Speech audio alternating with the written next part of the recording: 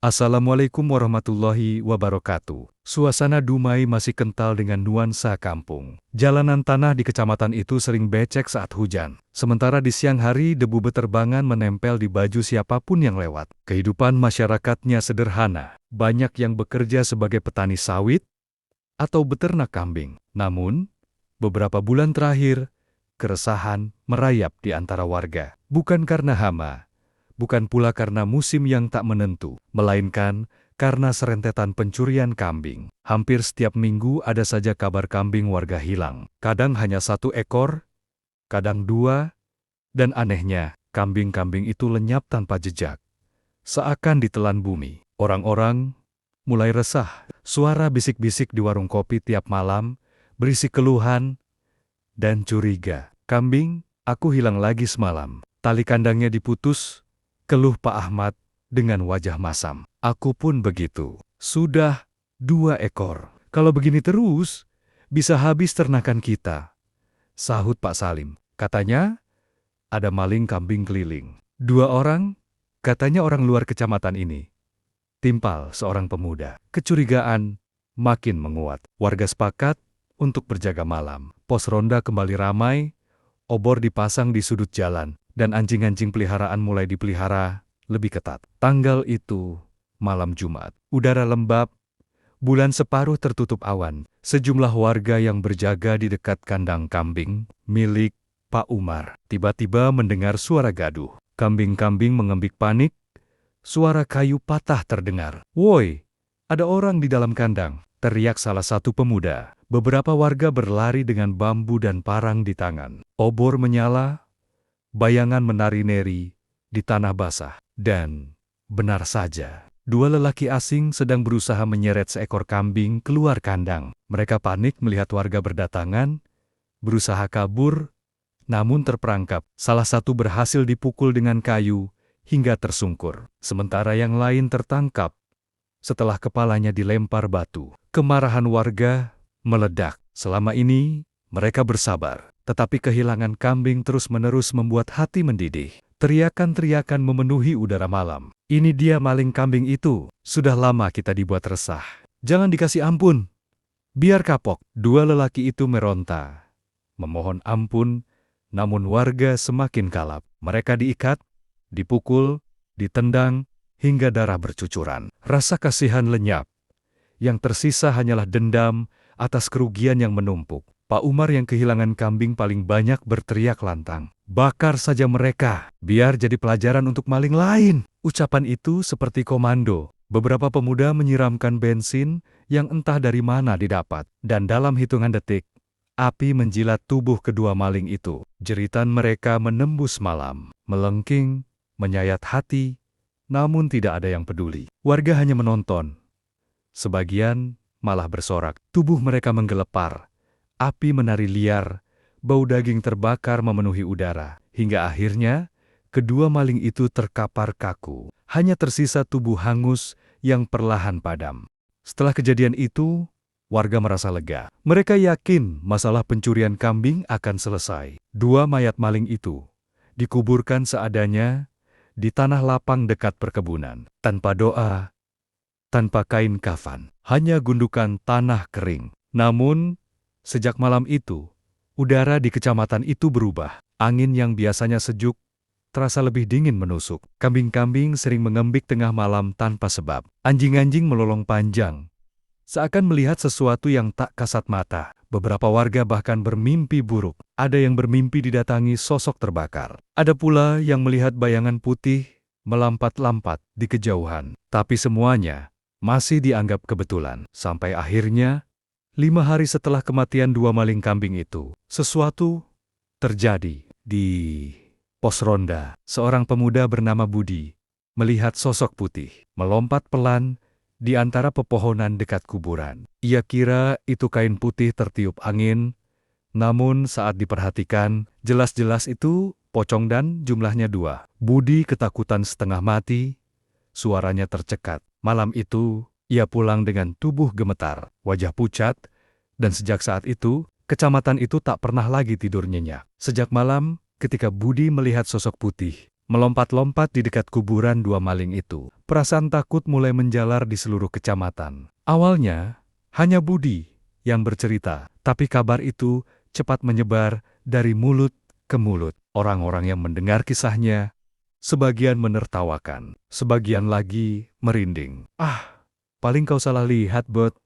Jangan penakutlah." "Tapi, aku lihat jelas, Ji. Dua pocong." Mereka melompat pelan, bukan jalan. Rambutnya gosong, bajunya hangus. Astagfirullah.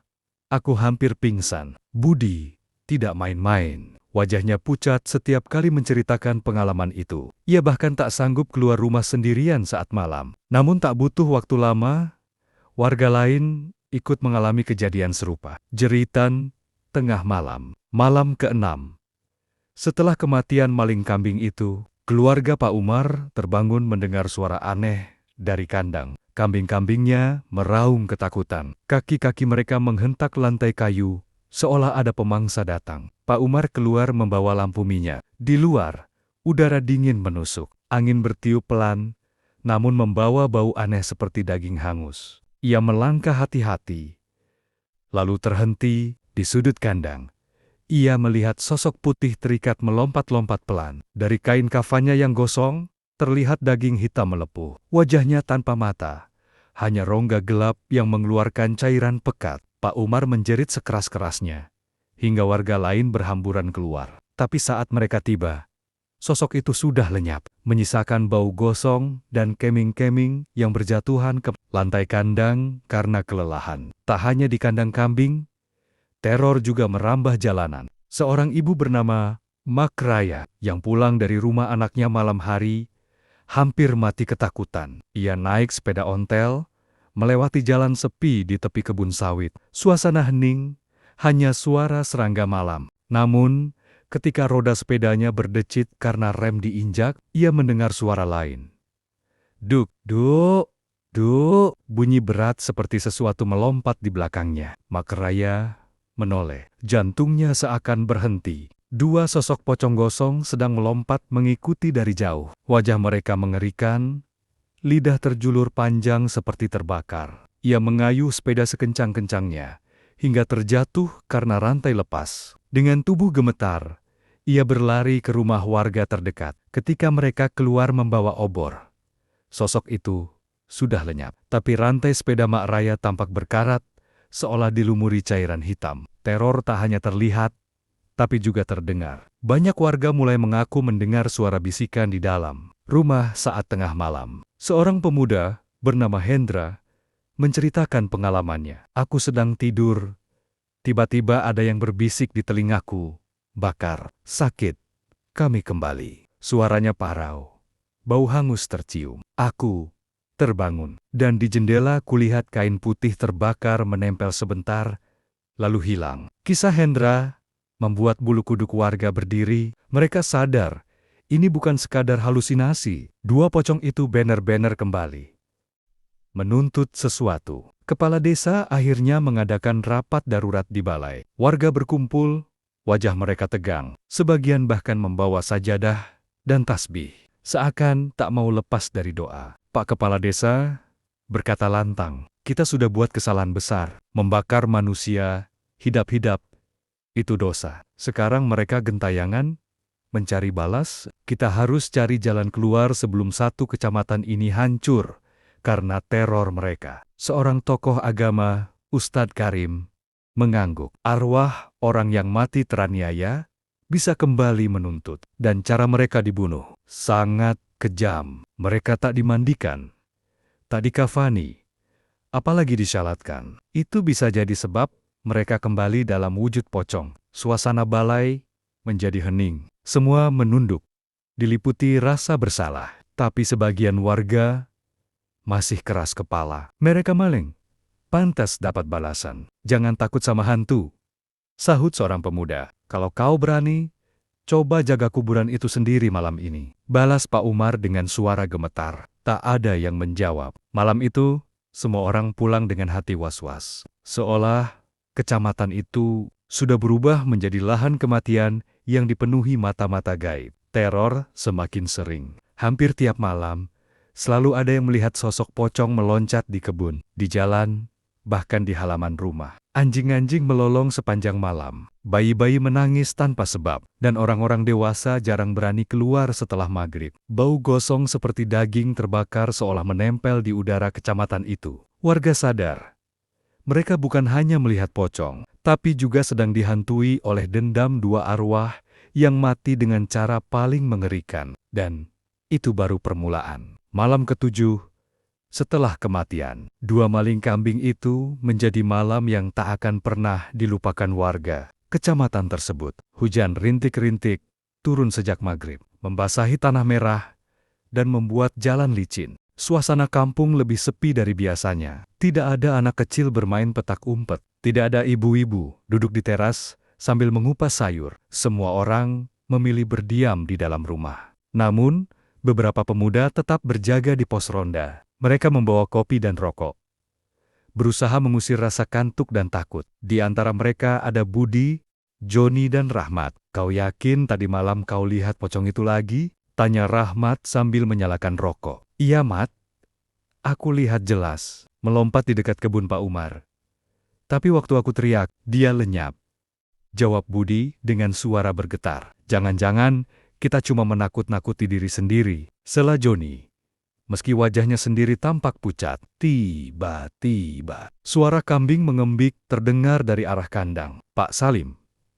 Mereka bertiga saling pandang, lalu bergegas membawa senter dan kayu panjang. Saat tiba di kandang, mereka mendapati pemandangan yang membuat darah mereka beku. Seekor kambing tergeletak mati dengan leher terpelintir.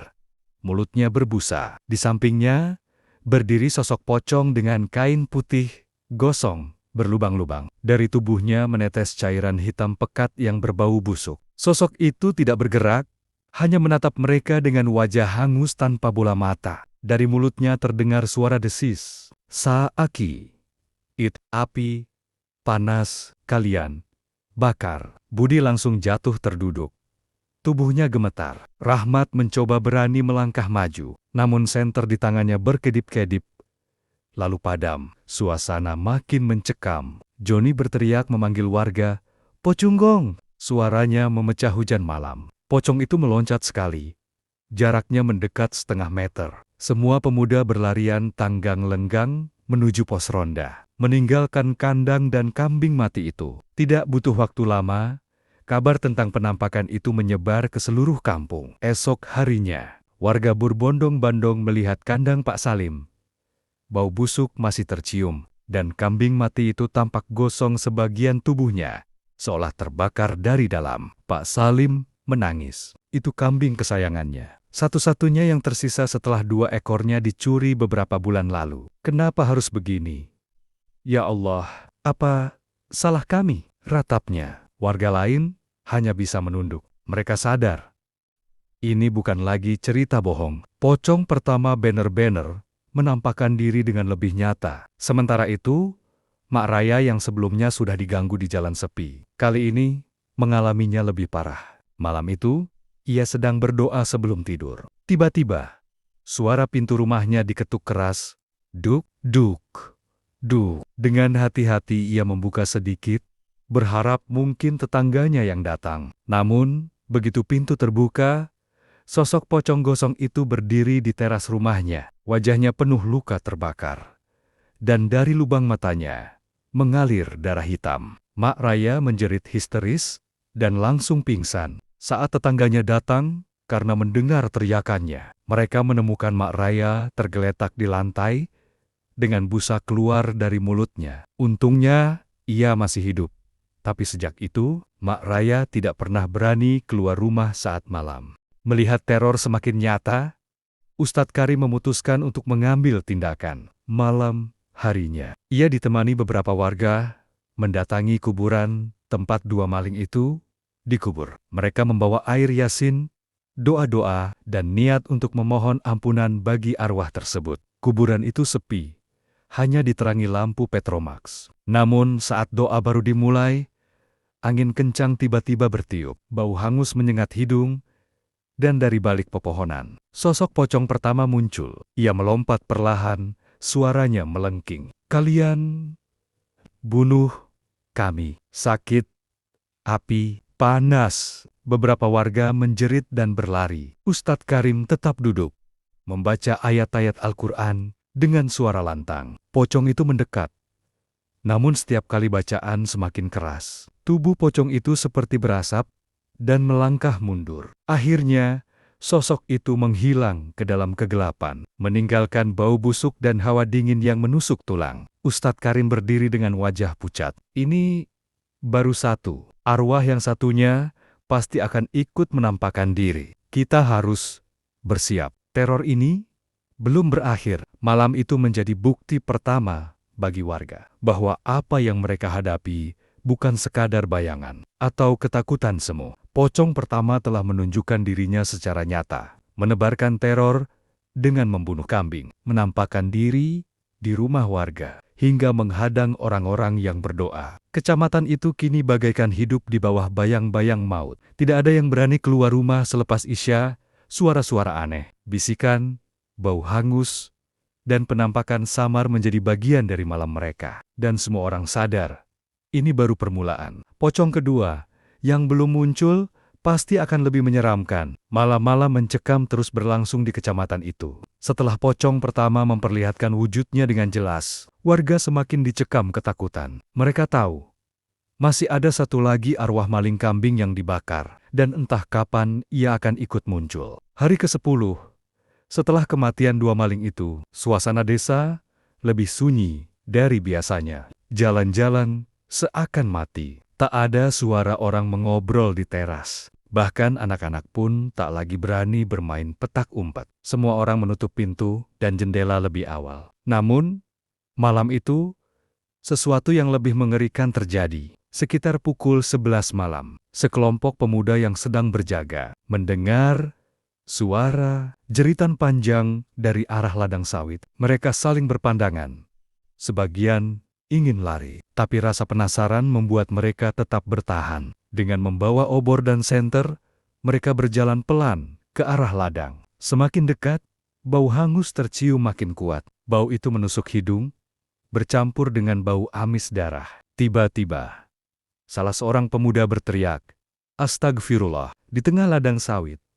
Mereka melihat sosok pocong lain, berbeda dengan yang sebelumnya. Jika pocong pertama tubuhnya gosong dengan kain hangus, maka pocong yang kedua ini lebih menyeramkan. Kain kafannya robek-robek, memperlihatkan daging melepuh berwarna merah kehitaman. Mulutnya sobek lebar hingga ke pipi, dan dari lubang itu keluar asap hitam mengepul. Suara yang keluar dari mulutnya bukanlah kata-kata, melainkan raungan panjang. Seperti jeritan orang yang dibakar hidup. Raungan itu menggema hingga ke rumah-rumah warga, membuat orang-orang menutup telinga dan menangis ketakutan. Di saat yang sama, keluarga Pak Umar Rorang yang paling lantang memerintahkan agar maling dibakar mengalami kejadian mengerikan. Pak Umar sedang duduk di ruang tamu, membaca surat Yasin dengan tangan gemetar. Istrinya sudah tertidur, sementara Anokainenia bersembunyi di kamar. Tiba-tiba, lampu minyak bergoyang sendiri. Suara ketukan pelan terdengar di dinding rumah. Tok, tok, tok. Semakin lama semakin keras, hingga jendela bergetar. Pak Umar memberanikan diri mengintip keluar, dan hampir saja jantungnya berhenti. Di halaman rumah, berdiri pocong kedua. Wajahnya hancur, mulutnya sobek lebar, dan dari tubuhnya keluar api kecil yang padam hidup, seperti bara yang belum benar-benar mati. Pocong itu menatap lurus ke arah Pak Umar. Lalu, dengan suara serak yang bercampur desis, ia berkata, "Kau yang suruh bakar kami. Kau harus ikut." Pak Umar mundur ketakutan. Tubuhnya limbung. Ia berteriak sekeras-kerasnya, "Allahu Akbar!" Lalu pingsan di tempat. Ketika warga berdatangan karena mendengar teriakannya, mereka hanya menemukan Pak Umar tergeletak, wajahnya pucat pasi. Namun, tanah di halaman rumah terlihat gosong, seolah baru saja dijilat api. Kejadian lain juga dialami oleh dua orang pemuda, Andi dan Hasan, yang nekat pulang larut malam dari rumah temannya. Mereka berboncengan naik motor melewati jalan desa yang sepi. Saat motor melaju pelan, karena jalan berlumpur, Tiba-tiba mesin motor mati mendadak. Lampu padam, hanya tersisa kegelapan pekat. Hasan berusaha main starter motor, tapi gagal. Andi menoleh ke belakang, dan seketika tubuhnya kaku. Di ujung jalan, sosok pocong kedua berdiri tegak, tubuhnya masih berasap. Dari mulut sobeknya, keluar suara seperti orang meraung dan tertawa bersamaan. Andi berteriak histeris. "Pocong!" Hasan refleks mendorong motor sambil berlari. Meski roda terseret di lumpur, mereka tak berani menoleh lagi, hanya berlari sekuat tenaga hingga tiba di rumah warga. Keesokan harinya, motor yang mereka tinggalkan ditemukan di jalan itu, hangus sebagian pada joknya, seperti terbakar dari dalam. Warga benar-benar takut. Sejak pocong kedua muncul, suasana kecamatan menjadi semakin mencekam. Tidak ada seorang pun yang berani keluar rumah saat malam. Bahkan, azan subuh yang biasanya menggema dari surau, kini terdengar lirih. Karena jamaah sholat hampir tak ada, semua orang ketakutan untuk keluar. Di rumah masing-masing, warga sering mendengar suara langkah meloncat di atap, suara dinding diketuk, hingga bisikan parau di telinga. Anak-anak kecil menangis ketakutan setiap malam. Sementara, orang dewasa hanya bisa berdoa sambil menggigil. Ustadz Karim akhirnya berkata dalam sebuah pengajian kecil, "Kedua pocong ini bukan hanya arwah penasaran, mereka adalah arwah penuh dendam. Selama mereka tidak dimaafkan dan tidak diperlakukan layak sebagai jenazah, mereka akan terus menebar teror." Kata-kata itu membuat warga semakin merasa bersalah. Namun, rasa bersalah saja tak cukup. Teror semakin kuat, semakin nyata, dan seakan-akan dua pocong itu ingin menyeret orang-orang yang dulu menyaksikan pembakaran mereka ke dalam siksaan yang sama. Kabar kemunculan dua pocong gosong itu menyebar ke seluruh kecamatan. Tak ada satu rumah pun yang tidak membicarakannya. Ibu-ibu di dapur bapek-bopak, di warung kopi. Bahkan anak-anak kecil pun ikut mendengar cerita mengerikan itu. Bau hangus yang aneh sering muncul tiba-tiba di beberapa tempat. Di pasar, di sawah, bahkan di tepi sungai. Orang-orang merasa seakan selalu ada mata yang mengintai dari kegelapan. Malam ke-12, kecamatan itu benar-benar lumpuh. Tidak ada ronda, tidak ada aktivitas. Semua orang mengurung diri. Namun, justru saat itu, teror semakin menjadi-jadi. Keluarga Rahmat mendengar suara duk, duk di atap rumah. Seakan ada yang melengket lonkot di sana. Saat mereka menengok keluar lewat jendela, samar-samar terlihat bayangan putih bergerak di atas genteng. Rahmat yang memberanikan diri keluar untuk melihat lebih jelas, menjerit ketakutan saat pocong dengan wajah hangus melompat turun tepat di halaman. Bau daging terbakar menyengat. Untungnya, sosok itu menghilang sebelum mendekat. Di rumah lain, seorang bayi tiba-tiba menangis keras tanpa henti. Orang tuanya panik, mencoba menenangkan,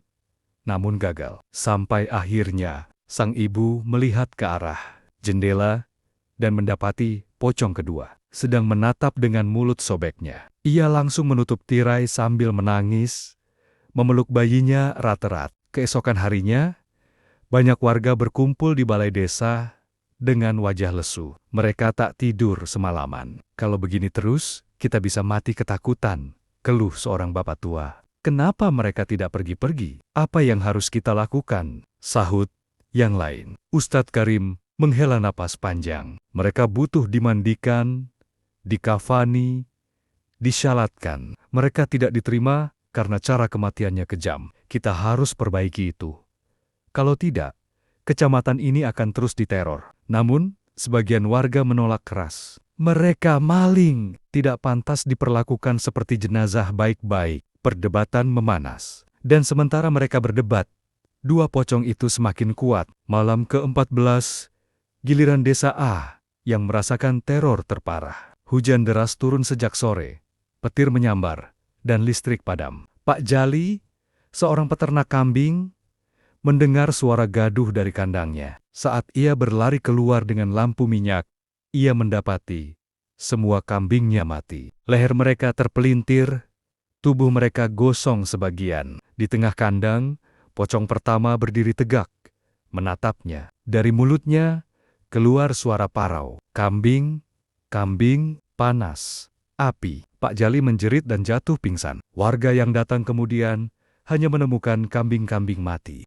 Sementara pocong itu sudah lenyap. Di waktu yang sama, beberapa pemuda yang mencoba salat berjamaah di surau mendengar suara keras di luar. Saat pintu surau terbuka, mereka melihat pocong kedua melampat-lampat di halaman, menatap mereka dengan mulut sobek. Salah satu pemuda langsung kerasukan. Tubuhnya menggigil, matanya melotot, lalu berteriak dengan suara lain. "Kami dibakar, kami dibunuh tanpa ampun. Kalian semua akan merasakan panasnya api itu." Butuh waktu lama hingga Ustadz Karim datang dan membacakan ayat kursi. Barulah pemuda itu jatuh pingsan. Sejak malam itu, Desa A menjadi lumpuh total. Semua kandang kosong karena kambing mati. Surau sepi karena orang takut salat malam. Dan suara tangisan terdengar di hampir setiap rumah. Desa B tidak kalah mencekam. Malam ke-16, giliran mereka diserang teror. Sebuah keluarga sedang makan malam ketika lampu padam mendadak, bau hangus tercium, dan dari ruang tengah terdengar suara berat. Saat mereka menyalakan lampu minyak, mereka melihat pocong kedua berdiri di pojok ruangan. Wajahnya hancur, mulutnya sobek menganga. Keluarga itu menjerit, anak-anak menangis, sang ayah membaca doa keras-keras. Pocong itu menghilang setelah beberapa detik, namun meninggalkan bekas gosong di lantai. Beberapa pemuda yang nekat berjaga di jalan desa mengaku melihat dua pocong melompat bersamaan, beriringan, seperti sedang berpatroli. Setiap kali mereka meloncat, tanah yang mereka injak meninggalkan bekas gosong. Seorang pemuda yang mencoba melempar batu langsung jatuh sakit keesokan harinya. Tubuhnya dipenuhi luka melepuh seperti terbakar. Warga desa B tidak berani keluar rumah lagi, bahkan untuk membeli kebutuhan pokok. Mereka hanya makan seadanya. Kecamatan itu mulai terasa seperti mati perlahan, bukan oleh wabah, tapi oleh teror makhluk gaib. Melihat keadaan semakin parah, Ustadz Karim akhirnya memutuskan untuk mengadakan ritual doa besar. Ia mengumpulkan warga dari berbagai desa di kecamatan itu. Meski banyak yang ketakutan, di halaman masjid, puluhan warga duduk melingkar, membaca Yasin, tahlil, dan doa bersama. Udara malam itu berat. Angin kencang berhembus, membuat api lampu minyak bergoyang. Saat doa sampai pada iyat-iyat tertentu, tiba-tiba suara raungan panjang terdengar dari arah kuburan. Dua pocong itu muncul bersamaan. Pocong pertama dengan tubuh gosong, pocong kedua dengan mulut sobek. Keduanya melampat-lampat mendekati masjid. Warga panik, sebagian lari, sebagian menangis. Namun Ustadz Karim berdiri tegak, membaca ayat-ayat suci dengan suara keras. Semakin keras, doa dilantunkan. Tubuh kedua pocong itu seperti berasap. Namun mereka juga semakin marah. Mereka menghantamkan tubuhnya ke dinding masjid, membuat getaran seperti gempa kecil. Akhirnya, setelah doa dipanjatkan sepanjang malam, kedua pocong itu mundur perlahan, lalu menghilang ke arah kuburan. Namun, Ustadz Karim tahu, ini bukan akhir. Ia berkata dengan suara lirih, doa membuat mereka menjauh, tapi tidak menghilang. Kita harus memperlakukan jasad mereka dengan layak. Jika tidak, mereka akan kembali dengan kekuatan lebih besar. Warga yang mendengar hanya bisa terdiam, wajah mereka dipenuhi ketakutan. Malam berikutnya, kecamatan itu seperti kota mati. Tak ada suara obrolan di warung kopi, tak ada anak-anak berlarian. Semua orang berkumpul di musola kecil yang diterangi lampu minyak. Lantunan doa dan ayat suci menggema. Dipimpin oleh Ustadz Karim, warga duduk bersila, sebagian masih pucat, sebagian lagi meneteskan air mata. Mereka sadar, kemarahan mereka telah menimbulkan malapetaka. Setelah doa di musola usai, rombongan besar bergerak menuju kuburan, tempat dua maling kambing itu dikuburkan. Jalannya sepi, hanya cahaya obor yang bergoyang diterpa angin malam. Sesekali terdengar suara dedaunan bergerak, seperti ada sesuatu yang mengikuti dari kegelapan. Saat tiba, tanah kuburan itu tampak aneh. Gundukan tanah retak, dan dari celahnya keluar bau hangus yang menusuk. Ustadz Karim berdiri paling depan, mengangkat tangannya. Kita datang bukan untuk menghina, tapi untuk meminta ampun. Mereka memang bersalah mencuri, tapi dosa membakar manusia hidap-hidap jauh lebih besar. Mari kita doakan agar ruh mereka diterima, agar mereka bisa pergi dengan tenang. Warga menunduk. Suara doa bergema, semakin lama semakin khusyuk. Tiba-tiba, angin kencang bertiup, daun-daun berterbangan. Dari arah kuburan, terdengar suara duk, duk, duk. Seperti sesuatu melompat. Dua pocong itu muncul. Tubuh hangus. Kain putih terbakar. Mata merah menatap seluruh warga. Anak-anak menjerit. Beberapa pemuda mundur ketakutan. Namun Ustadz Karim tetap tenang. Ia membaca ayat-ayat suci dengan suara lantang, penuh wibawa. Pocong itu menggelepar. Tubuh mereka berasap. Suara parau keluar dari mulut yang gosong. Kami sakit, panas. Lepaskan kami. Ustadz Karim semakin keras membaca doa. Sementara warga mengikuti dengan suara bergetar. Pocong itu mulai mengejang. Kain putih mereka sobek, dan perlahan tubuhnya berubah menjadi abu.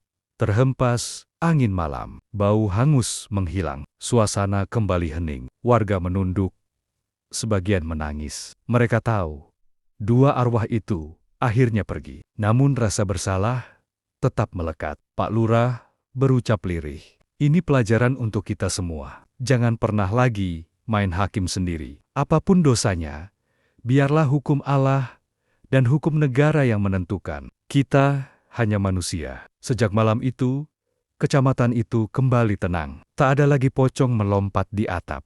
Tak ada lagi bau hangus menusuk. Tapi setiap kali warga lewat dekat kuburan itu, mereka selalu membaca doa dalam hati. Takut mengulangi kesalahan yang sama. Dan kisah tentang dua pocong maling kambing yang dibakar. Hidup-hidup menjadi cerita, turun-temurun. Pengingat bahwa amarah bisa melahirkan teror yang lebih mengerikan. Dari sekadar kehilangan kambing, tahun-tahun berganti, kecamatan itu perlahan ramai kembali. Namun, orang tua di sana selalu mengingatkan anak-anak muda, kalau ada maling, jangan kalian keroyok sampai mati. Ingatlah apa yang terjadi dulu. Mereka kembali menuntut keadilan, sehingga kisah ini menjadi pelajaran pahit yang membekas selamanya. Tamat, setiap manusia tetap ciptaan Allah.